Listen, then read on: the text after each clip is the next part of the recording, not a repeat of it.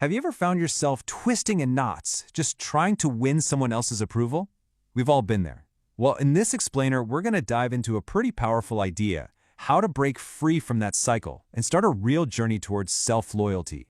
Let's just start with this. This quote, it's really the core idea, the guiding light for this whole thing. It's a challenge, right? It's basically saying, stop handing over your power, your sense of self, to other people. This is where the real work begins. So, where do we start? Our first step on this journey is all about laying a solid foundation.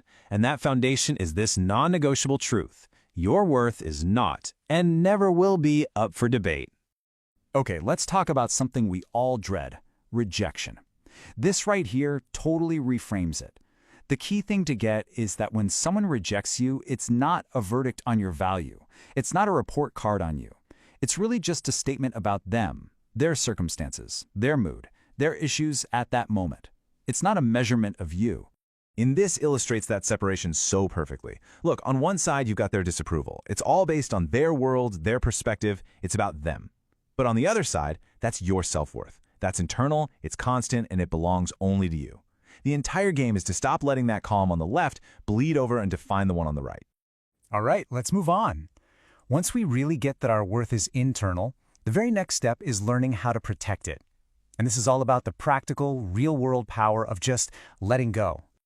You know, this is such a freeing thought. Think about it. Every single time we react to someone's negativity, we're literally detaching from our own peace and inviting all that chaos into our lives. But you don't deserve that turmoil. And the escape hatch? It's consciously choosing not to react. So how do we actually do that? It's not always easy, right? Well, this breaks it down into 3 really clear, actionable steps. First, just let people be who they are. Stop trying to change them. Second, you have to actively choose your own peace over getting sucked into the chaos. And third, and this one is a big one, stop over-helping people who are perfectly capable of helping themselves. And this quote just nails that last point. Look, this isn't about being unkind or selfish. It's about being healthy. It's about realizing that when you take on everyone else's burdens, especially when they can carry them just fine, you're not really helping anyone. It's a huge part of a healthy relationship with other people, and maybe even more importantly, with yourself. Okay, so we've talked about the mindset, we've talked about the actions, now it's time to go inward. This third part is all about building that internal foundation, that solid core of emotional security that makes all the other stuff possible. This is the goal, right here. Emotional security isn't something someone else can just give to you. Nope. It's like a fortress you build inside yourself, brick by brick. And what's it made of? Your own strength, your own trust in yourself, and your acceptance of exactly who you are. And these are the bricks you use to build it. It all starts with learning to trust your own gut, you know? Your internal compass. It's about being your own best friend and showing up for yourself, especially when things get tough. It's about actually allowing yourself to feel everything, not just the good stuff. It means having the guts to be vulnerable sometimes. And finally, it's about just taking the time to listen to what's going on inside your own head. I really want to pause on this for a second because it's so important. So often, we're taught that being strong means hiding our emotions, right? Just bottling it all up. But this idea flips that script completely.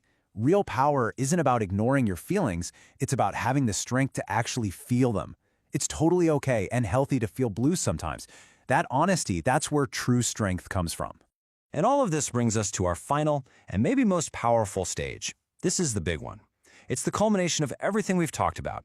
It's about making a conscious, active commitment to be loyal to yourself first and foremost.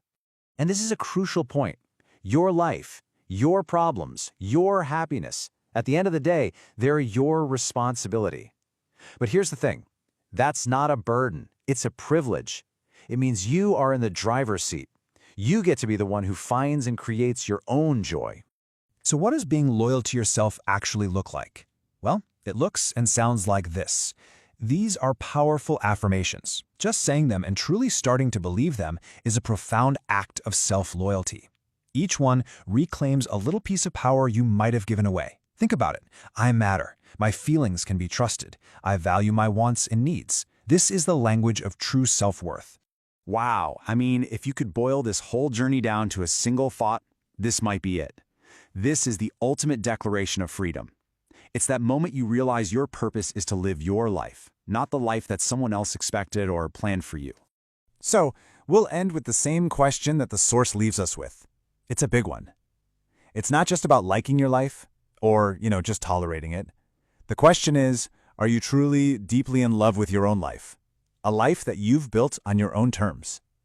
That's a pretty powerful thing to think about as you continue on your own journey.